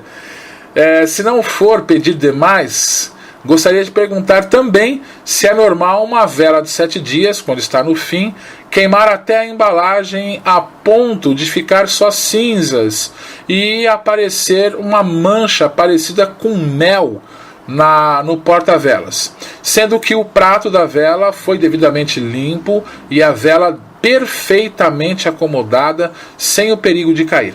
Lhe pergunto isso porque em todos esses anos de Umbanda, acendendo velas de todos os tipos e lugares, nunca vi uma vela de 7 dias que acendi queimar a embalagem ao ponto de cinzas e manchar seu prato com algo que lembrava o mel derrubado em um prato. Na minha humilde opinião, parecia que naquele dia alguém tentava me mandar um recado expressamente ao meu anjo de guarda, expressamente, ou o meu anjo de guarda estava enfrentando uma batalha naquele momento para me proteger. O meu marido Henrique te mandou um abraço para você e obrigado. Ao Henrique Duarte, meu muito obrigado, e tudo está justo e perfeito. Muito bem, quando nós falamos a respeito dessas velas, Daniela, nós vamos entrar para a vela aqui primeiro, né? Eu estou vivendo a experiência de ser dono de uma fábrica de velas, né? A gente é dono da fábrica Lua Nova. Então, quando nós falamos a respeito de composição de parafina, você tem hoje, eu vou te falar tecnicamente, 3 tipos de parafina. Você tem a parafina importada, que é uma parafina mais cara, mais apurada, e que a vela queima em até 9 dias. É a parafina que nós usamos para a fábrica que nós administramos. Você tem a parafina nacional, que vem com algumas injeções de oxigênio no meio dela, e isso deixa a vela meio oxigenada. O que acontece? Ela está queimando e de repente dá aquela chorada, ou ela queima mais rápido, porque no meio ali ficou esse oxigênio que veio já misturado na parafina. E nós temos a parafina misturada, que vem com óleo, que vem com outros resíduos, que pode gerar esse tipo de ação que você viu aí. Nós procuramos sempre aqui, não desmerecendo sua experiência, relatarmos isso para os nossos consulentes, para tomar muito cuidado com interpretação de chama de vela. A vela chorou, mas qual que é a qualidade da parafina? Qual que é o tipo do pavio que você está usando? Porque há um pavio para vela branca, há um pavio para vela amarela, há um tipo de pavio para cada vela que você faz, para quem não sabe. Se você coloca o mesmo tipo de pavio, a vela queima antes do tempo. Tem vela que queima em 5 dias aí e fala que é de 7 dias. Se nós temos a parafina misturada, nós temos aquela vela que tem aquele odor muito forte, é o óleo que está queimando ali, né? A chama fica hiper alta e pode acontecer um acidente como esse, dela estar queimando e deixando esses resíduos à mostra. Então, eu, na minha humilde opinião, Daniela, não falo que seria um momento que seu anjo de guarda está tendo uma batalha aí para você, ou que foi alguma mensagem, mas tão somente o material dessa vela que você não sabia e que acabou gerando queimou a embalagem, porque geralmente quando ela tem óleo acaba gerando isso, e esse óleo pode, quando queimado, dar a impressão no fundo do prato ou do suporte que é mel, mas não é, isso é óleo, né, que está misturado à parafina. Então seria a minha primeira visão, e compactuando com essa ideia Pai Antônio das Almas, que está aqui conosco.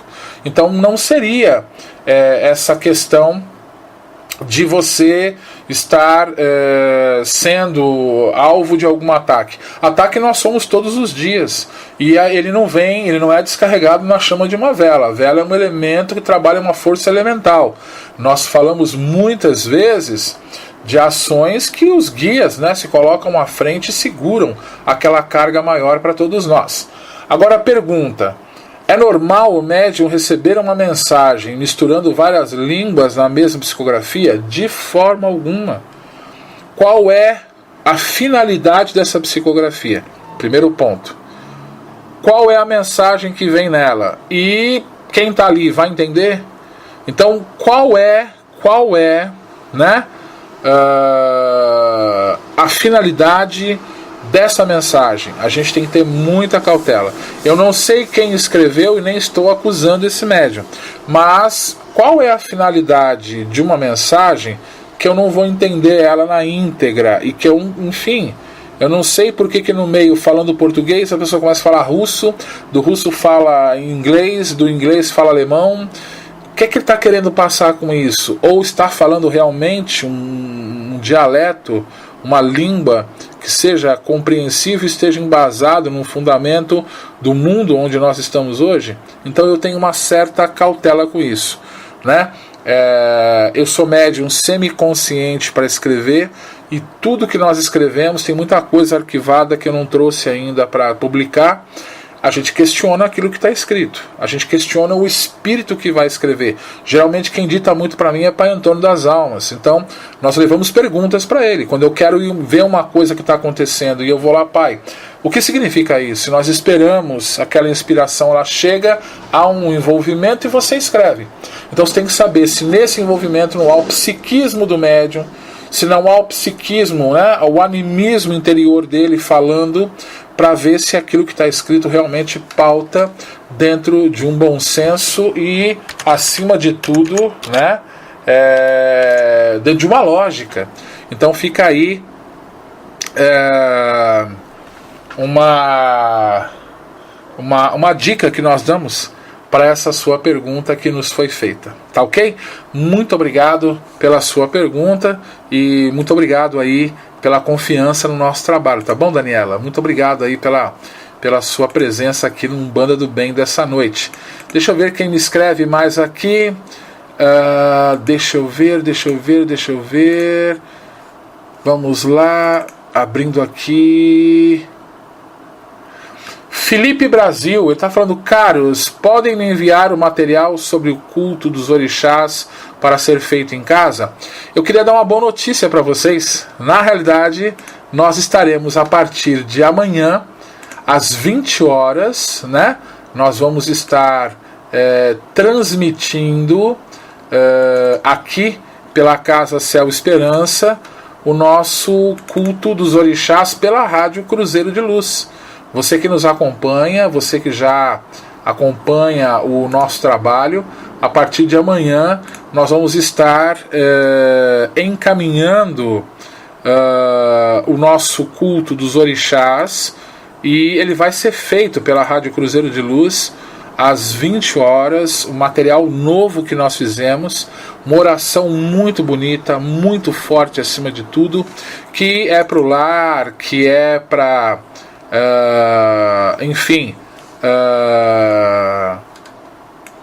para a família, que é, enfim, para todos aqueles que estão procurando uma visão e uma energização diferente com a linha dos orixás. Então sintonize amanhã às 20 horas na Rádio Cruzeiro de Luz, no site www.radiocruzeirodeluz.com.br. Nós às 20 horas estaremos transmitindo o culto aos orixás. Leva aí uns 30 minutos, tá muito bonito. Nós fizemos um arranjo em estúdio e nós estaremos gerando um CD do culto dos orixás agora. Deu tão certo isso que nós estamos já cuidando da impressão de um CD para o culto aos orixás, e estaremos, né, enviando esse culto aos orixás gratuitamente para todos aqueles que estiverem interessados em acompanhá-lo, em realizá-lo junto com a sua família, né, para poder, enfim, estar aí com uma nova proposta, né, de trabalho dentro daquilo que nós acreditamos, dentro da ideia que nós dividimos aqui na Casa Céu Esperança. Então amanhã, 20 horas, na Rádio Cruzeiro de Luz, transmissão do nosso culto aos orixás para você que acompanha aí o nosso trabalho. Fica aí o convite para todos vocês, tá? Bom, deixa eu ver aqui nosso próximo ouvinte que nos escreve. Deixa eu ver aqui.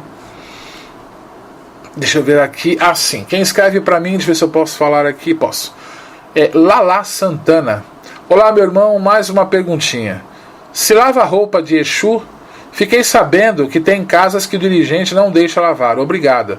Bom, então é um dirigente porco, né? Primeiramente. É uma roupa que você vai suar nela, que pode sujar com algum elemento, deve ser lavado. Agora, nós não adotamos aqui na Casa Céu Esperança as entidades se vestirem quando vêm.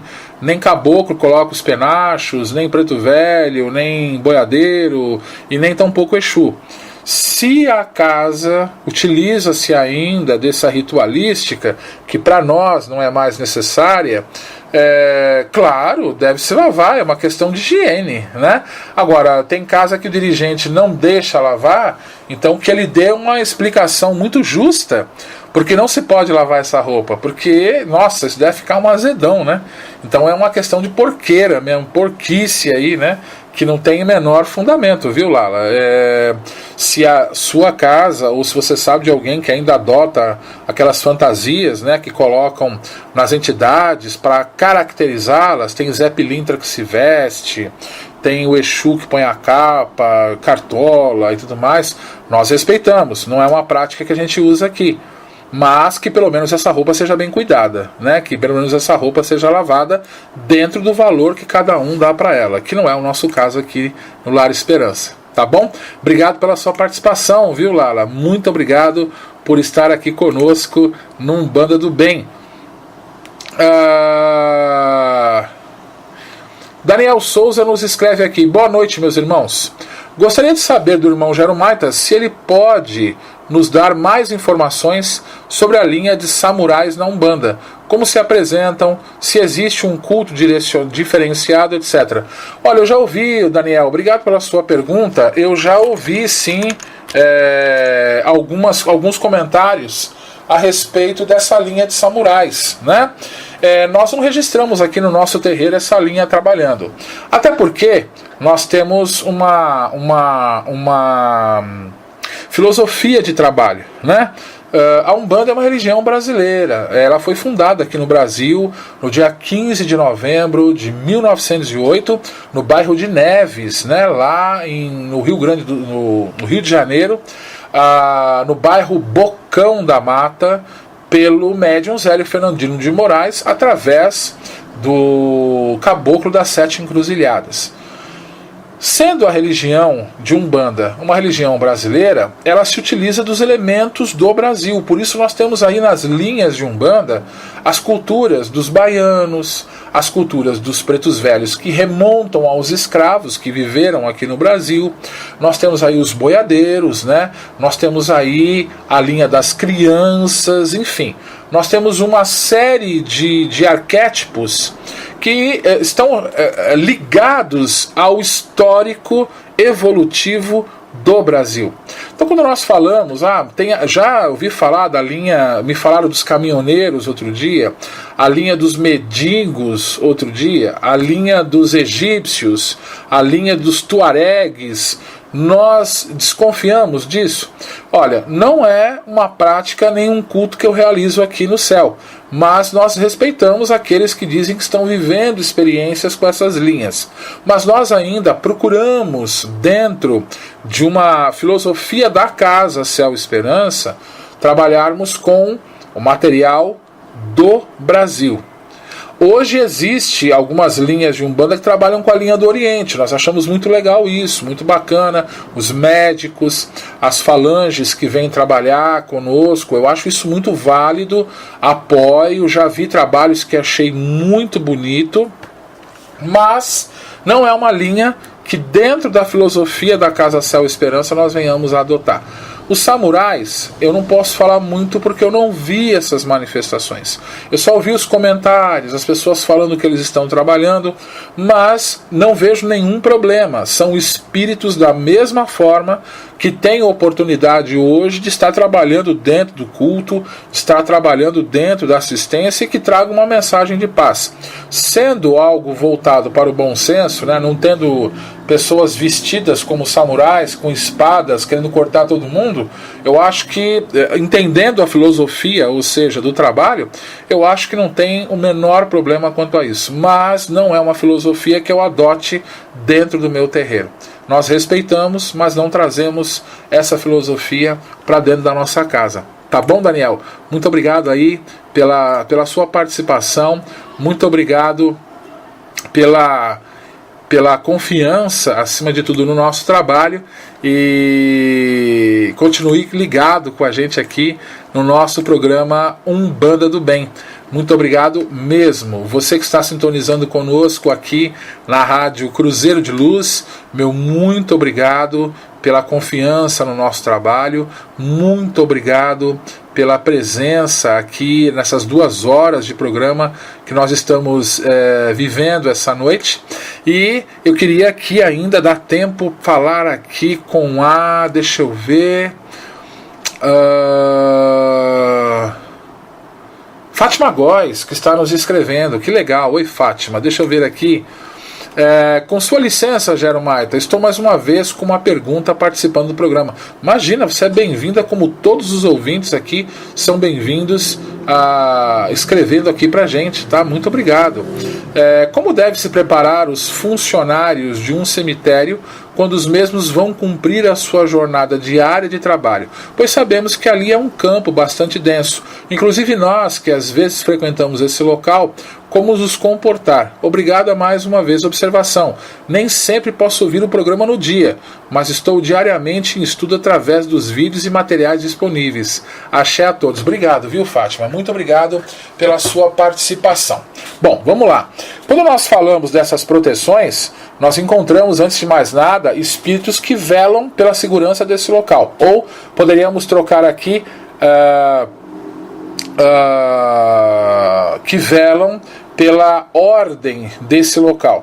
Então, se nós falarmos aqui de um cemitério, nós temos aí as linhas que trabalham dentro de um cemitério, como os senhores Exus da Porteira, os senhores Tranca-Ruas, os senhores Veludos, os senhores Sete Encruzilhadas e demais linhas que velam pela harmonização desse local. E claro, Exu, ele está antes porque ele olha a nossa emoção, ele vê a razão daquilo que nós estamos fazendo. A partir do momento que essa razão desvia da lógica, alguma coisa vai ser bloqueada. Quando nós falamos de funcionários que trabalham no Campo Santo, que vão cavar covas, fazer limpeza, exumações, enfim, cuidar de toda a harmonização daquele local, que precisa, né? Precisa ter alguém para fazer. Esses funcionários têm uma guarda pessoal, esses funcionários têm uma segurança pessoal para evitar que tais cargas venham pegar os mesmos. Em qualquer recurso que a gente vá adotar, a prece é sempre bem-vinda. Em qualquer recurso que a gente venha a amadurecer, a prece é sempre direcionada para o equilíbrio. Então vale a pena sim nós estarmos respeitando essa questão do pedido daqueles que estão velando por esse local. Nem todos se importam com isso, ou nem todos conhecem como isso funciona. Então temos que respeitar a limitação de cada um, e esses espíritos, sem esperar por Pai Nosso e Ave Maria, vão lá e cumprem as suas determinações para velar a segurança daqueles que estão ali. Quando nós vamos a um cemitério, nós sempre indicamos, né? Nós sempre damos a dica para poder evitar que esses médiuns, né? Para se evitar que essas pessoas que estão visitando o Campo Santo, Fátima, possam estar contaminadas por essa energia. Então nós recomendamos que ao chegar na porta do Campo Santo, você possa estar pedindo licença ao guardião do local, pedindo licença a Pai Obaluaê, a Ogum Megê, e falando o que você vai fazer lá dentro, né? Olha, estou vindo aqui acender vela no túmulo de um familiar, estou indo num velório, estou indo no cruzeiro fazer uma oração. Então você pede licença àquele que rege o local, e pedindo licença a quem rege o local, você adentra, e lembrando que ao sair você deve também agradecer a toda essa assistência que lhe foi dada. Então essa é a dica que nós damos, né, para os nossos irmãos que nos ouvem e que queiram, enfim, adotar uma postura para poder tornar essa experiência do Campo Santo ela mais válida, né? É uma experiência mais, como poderíamos dizer, mais proveitosa, evitando que ataques espirituais possam ocorrer ali. Então, quando nós falamos dentro dessa visão, né, nós vamos encontrar o aconselhamento que a gente dá para a postura tanto de entrada quanto de saída. Na realidade, não é só no cemitério, né? Em todos os locais que a gente vá, em todos os locais que nós venhamos a nos dirigir, sempre é importante que se saiba tanto entrar quanto sair. Sempre se saiba qual é a força que nos move para esses locais, e seja ele de direita ou seja ele de esquerda. Educação cabe em qualquer lugar, e é isso que vale para todas as ações que nós venhamos a realizar no mesmo. Tá ok, irmã?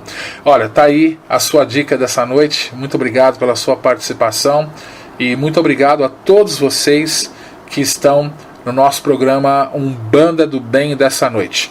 Eu vou ficando por aqui, estamos chegando ao final do programa. Deixa eu só pegar o livro aqui para passar uma boa notícia para vocês. Deixa eu pegar aqui. Pronto. História da Umbanda no Brasil, volume 2, a Umbanda nos jornais do Rio de Janeiro. Fantástico esse livro. Você quer ganhar ele? Pois bem, escrito pelo Diamantino Trindade, né? Ele tem aí o volume 1, tem agora aqui o volume 2 que foi lançado, onde você vai encontrar, veja só que interessante, o primeiro Congresso Brasileiro de Espiritismo de Umbanda, um congresso de Umbanda reunidos em assembleia, caboclos e africanos, né? Algo sobre a Umbanda, preparo do médium consciente e inconsciente, papas da Umbanda, agô, mestres, médiuns conscientes, a magia e seus mistérios, o segundo milagre de Iemanjá, e por aí afora vai.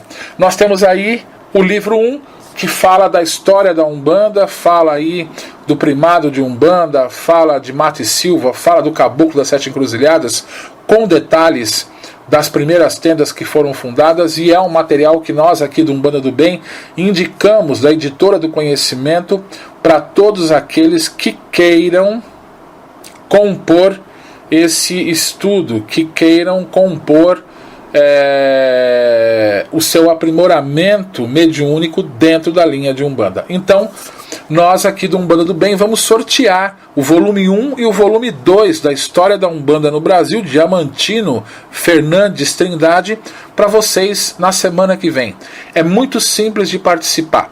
Você curte a página do programa Umbanda do Bem, né, aqui pelo Facebook, ou curte a página da Rádio Cruzeiro de Luz, e nós estaremos na semana que vem, no programa da próxima quarta-feira, sorteando a História da Umbanda do Brasil 1 e 2 para 2 ouvintes do nosso programa, 2 ouvintes aqui da Rádio Cruzeiro de Luz, para você poder levar esse estudo aí para sua casa. Então não perca tempo. Curta a nossa página da Rádio Cruzeiro de Luz aqui no Facebook, curta a página do programa Umbanda do Bem e concorra automaticamente. Você não tem que preencher formulário, você não tem que responder pergunta, nada. Quem já está cadastrado nas páginas também já está concorrendo. E semanalmente nós iremos fazer um sorteio pela Rádio Cruzeiro de Luz de um livro que gentilmente é fornecido pela Editora do Conhecimento para vocês, tá ok? Bom, eu vou ficando por aqui, agradeço a vocês pela participação do nosso programa dessa noite, agradeço a todas as perguntas que foram enviadas, me perdoe se faltou alguma resposta, semana que vem nós estamos aí respondendo também, e continue ligado aqui na Rádio Cruzeiro de Luz, baixe o nosso aplicativo em nosso site, cruzeirodeluz.com.br, e visite o site do Umbanda do Bem, programa umbandadobem.com.br, para você estar atualizado aí dos textos que diariamente nós estamos publicando. Hoje nós publicamos desenvolvimento mediúnico. O que é preciso conhecer, o que se baseia e quais os conceitos dentro e fora da Umbanda, principalmente na questão do ser. Entre aqui na página do Umbanda do Bem, acesse o texto através do link e leia a mensagem completa no nosso site. Muito obrigado, fiquem com Deus, continuem ligados aqui na programação da Rádio Cruzeiro de Luz e até semana que vem, graças a Deus, aqui com o nosso programa Umbanda do Bem. Tchau, tchau, gente. Fiquem todos com Deus.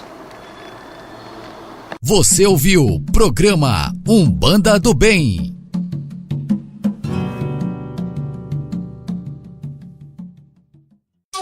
Rádio Cruzeiro de Luz. Programação 24 horas com você.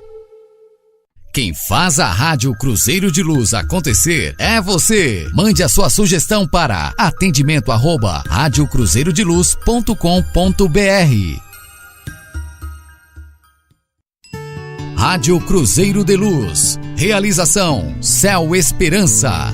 Apoio Editora do Conhecimento. Fábrica de Velas Lua Nova. Escola de Ensino à Distância Centro de Estudos João de Camargo.